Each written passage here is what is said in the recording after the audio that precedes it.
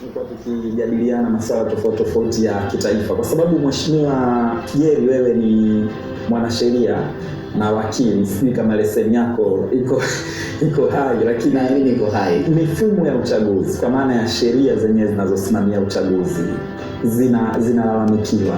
Ukitazama Chadema wamekuja na kauli mbiu ya no reforms no election, na anaeleza kwamba hakuna sheria zinazoweka usawa. Wanalalamikia mambo mengi, lakini baadhi yao ni kwamba wanalalamikia kuwepo kwa wasimamizi wa uchaguzi ambao ni watumishi wa umma ama wafanyakazi wa serikali, na hata wanalalamikia kwamba Tume ya Taifa ya Uchaguzi, baadhi ya makamishna ni makada wa zamani wa Chama cha Mapinduzi. Wanamtaja mzee Omar Ramadhani Mapuri kwamba ameshakuwa katibu mwenezi kabisa wa CCM na yupo kwenye Tume ya Taifa ya Uchaguzi. Chombo cha namna hii wanaona hakiaminiki na hakiwezi kutoa matokeo ambayo yanatokana na kura za kweli za wananchi. Wewe unasemaje? Mimi nadhani Charles, unafahamu kabisa kwamba nchi yetu imetunga sheria ya Tume Huru ya Uchaguzi. Tulikuwa na Tume ya Uchaguzi NEC, National Election Commission. Sasa hivi tuna Independent National Election Commission, INEC. Na moja kati ya mambo ambayo yapo kwenye sheria ya Tume Huru ya Uchaguzi ni pamoja na kuhakikisha kwamba wasimamizi wa uchaguzi wanapatikana katika utaratibu ambao utakuwa wazi zaidi na kupunguza malalamiko haya yaliyokuwa yamesemwa. Lakini Charles, wewe utakuwa shahidi kwamba hata hawa wanaolalamikia utaratibu ambao sasa ni wa huru na wazi zaidi waliwahi kuwa wabunge. Alikuwa wabunge kipindi ambacho tume ilikuwa sio huru. Kwa nini najenga hoja hiyo? Najenga hoja Charles, juzi hapa ndani mwezi Januari Chadema wamefanya uchaguzi wao. Sijui kama unafahamu waliosimamia uchaguzi wao ni kina nani. Hakutoka mtu nje ya nchi, hakutoka mtu, maana unasema huru na yenyewe ina definition nyingi. Waliosimamia uchaguzi wa ndani ya Chadema ni wanachadema wenzao ambao naamini wana mioyo ya nyama, na naamini katika uchaguzi ule na wenyewe ndani ya mioyo yao walikuwa na maoni yao katika zile kambi zilikuwa zinatafuta uongozi. Kwa nini nasema haya maneno? Uchaguzi tume inasimamia, ama kamati ya kusimamia uchaguzi inasimamia uchaguzi. Lakini uchaguzi ni mchakato ambao nilieleza pale awali. Unaanzia uandikishaji wa kupiga kura, vituo vya kupigia kura, kampeni, nomination ya wagombea, upigaji wa kura, uhesabuji wa kura, kujumlisha kura na kutangaza matokeo. Sisi tunafahamu kwa Tanzania timu zetu kubwa za mpira sana. Siamini kama kuna refarii yoyote ambaye atakuwa anachezesha mpira lakini hana mapenzi na mpira. Kuna amini kila refarii nchi hapa ndani ya moyo wake kati ya timu hizi kubwa kwa timu ambayo ana mapenzi nayo. Lakini tunachofanya pale uwanjani ni kusimamia sheria za mpira.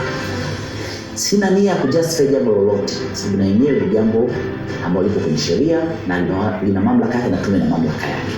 Hivyo nachoweza kusema Charles, wanaolalamika wengi wao wamekuwa wabunge kwa tume ya uchaguzi ambayo sio hii Tume Huru ya Uchaguzi. Lakini la pili, najaribu kutengeneza hoja kwamba kwa chaguzi zilizoshiriki mimi kwa Tanzania hii, kila mtu ambaye wananchi watataka kumchagua kwa nafasi ya udiwani, nafasi ya ubunge, nafasi ya urais, tokea wanaifika kituoni, wanapanga foleni ya kupiga kura, wanapiga kura, kila kituo kinakuwa na mawakala kwa kituo. Nimepiga kura Charles, yani maboksi ni transparent. Na nimesema pale awali, baada tu ya saa 10 kufika, wanasema yule askari ama afisa atakuwa kwenye kituo atasimama nyuma ya mtu wa mwisho kwenye foleni. Kwa sababu foleni na watu 200, kituo kitafungwa mpaka wamalize kufanya nini? Kupiga kura.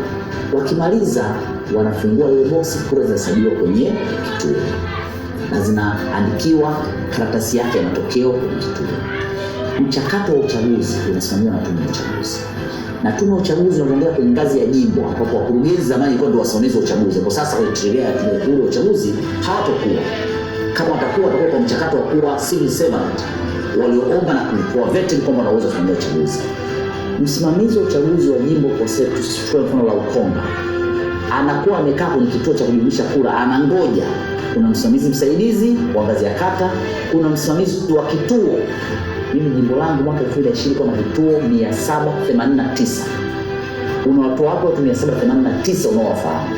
ambao wanasimamia uchaguzi kwenye ngazi ya kituo, sio kwenye booth.